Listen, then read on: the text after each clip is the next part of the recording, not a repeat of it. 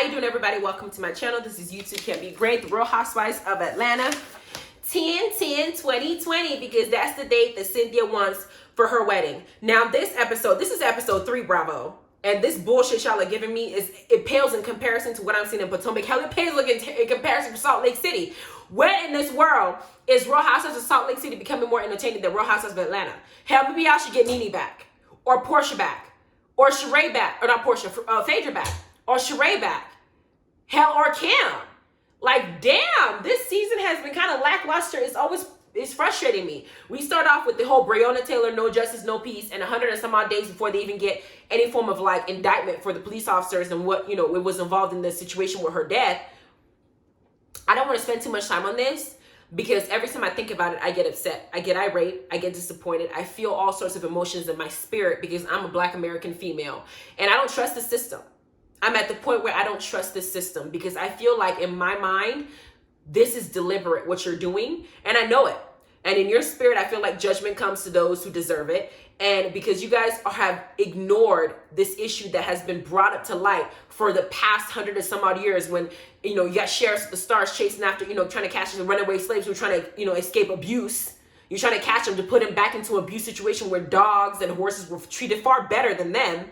What do you expect? So now that this is happening now in 2020, it's disheartening because they have gone out of their way to get certain freedoms out for people, but you're not want to address some of the rooted issues that's occurring. So when I see things like this, it just breaks my heart, and I really don't like to focus too much on it in my video because I want to give you guys happy stuff and fun stuff, and that's what I want to focus on. So Portia got arrested because she's out there doing, the Lord's work and trying to go out there and get our voices heard. Do I feel like our voice is going to be heard in this country? That's up for debate, because I think that the devils are at work. The oppressors don't want to let it go. And I feel like the Most High has his hand on things and he knows what's going on. Then we got Drew Sidora and her dysfunctional relationship with Ralph. Last episode, it ended with her and Ralph arguing because Ralph just gaslighted her and didn't want to admit the fact that he basically just went off somewhere for 3 days when he's married, saying he wants to cool off when I think that his ass was out cheating. That's just my thing. And they kind of just brush it off. And it's like, she's like, well, we have these fights. It's just crazy. We think the world's going to end. And then we don't address it. And then we just move on. And I'm thinking is, you don't move on. You're going to hold those grudges. And eventually it's going to become a situation to where you're going to blow the fuck up at this man that you're trying so hard to keep after 6 years. Do you think, Drew, that you cannot love someone else? This is not the only man out there. Like, as beautiful as you are, I don't think that this is what you deserve from this man. But Drew's mom decides to have a sermon and she wants to talk about it, but she kind of uses the whole excuse that this sermon came to her in her spirit because she had come home wanting to congratulate her daughter on her anniversary and she finds her daughter crying. I feel like that was a stretch. I think that Drew needs to remove her mom from their marriage because it's going to be a bone of contention.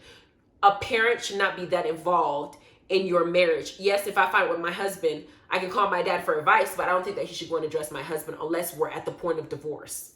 Because I think at that point, my husband might start looking at my father like he's taking sides and he's not really seeing him as his own son. And it could be an issue to where in the future they may not have a good relationship. I don't think that Drew's mom should have involved her son. I think Drew should tell her mom to stay out of this and they should go to a professional and have a professional handle it, and their mom should just focus on the sermon. That's my take on it. I'm not changing my mind. Because y'all saw what happened with Todd and Candy when Candy's mama kept butting in.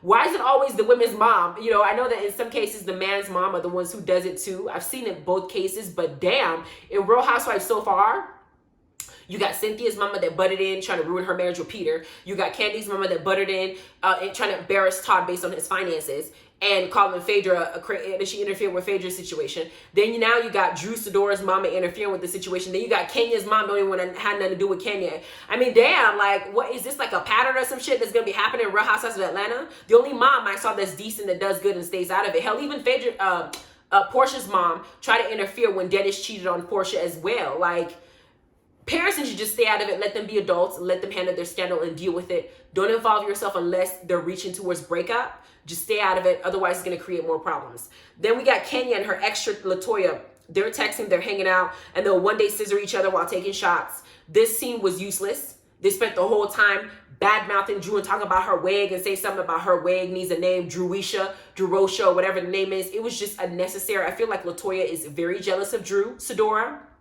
And I feel like Kenya is also jealous of Drew Sidora, her young, beautiful self, her actress self. I feel like Kenya is also jealous that Drew might also be a friend to Cynthia, and Kenya is very territorial. I haven't seen anything that Drew has done to these two for them to be talking about her so bad. I don't see it. So I feel like it's a jealousy issue. Next scene, we got Portia, Tammy, and their sis going in a car hanging out. I was bored as hell. Portia tells us that her and Dennis were together during the quarantine. They were having sex, enjoying themselves, but being together with Dennis in the same house all this time results a breakup because Dennis is not a relationship person and Portia ain't finna deal with him no more. They broke up. That's all that was. Then we're halfway through the show and this is all I'm getting. Not a damn thing. Nothing. Bravo. Are you serious? This is gonna be a waste of time. This is what you're gonna do. I was looking forward to this season. Y'all are pissing me all the way off. You need a snake gate or something gate or something. Hell, have Nene do a surprise, like pop up. What the hell is going on with this season? Then we got a woman named Fallon and they go to Fallon and Simon's house, or Simon's house, and with Portia and the girls, and they're having fun. They're jumping in the pool. It's just stupid. Then we get the next scene with Drew Sidora and Ralph. I feel like they added this two couple to give it some kind of pizzazz because they're the only ones having some kind of juice in their relationship. They're now talking about buying a house, and Drew lets us know that Ralph is very controlling, and that when it comes to them trying to do stuff, he's trying to, he wouldn't even let her involve herself in a lot of the details in buying the house. He's expecting her to just pack the stuff and up and move. If you're a woman, I want to see the house. I want to pick the house out. I want to, see what kind of countertops they have, what kind of kitchen parts they have. I'm going to spend more time in that kitchen. So I want to see, do they have stuff I like? How's the bathtub? There's more things that you want to look forward to in a situation where we're going to buy a house. It's a very important thing. It's your first thing. I want to see what I'm buying into. Give me something important, something I can look forward to. So I feel like Ralph is controlling the situation. And when he does that, he's not hearing what Drew is saying. And he just kind of overpowers her. They're in the car on their way to go see the house, and they're arguing about going to see a counselor. Drew suggests to go see a counselor. Ralph said he's all about seeing a counselor. A counselor can fix it. Then Ralph says, have you talked to the counselor? Drew says, yes, I have. He interprets that as if, so the counselor's already biased. They're not going to take my side. You're arguing about going to see a counselor.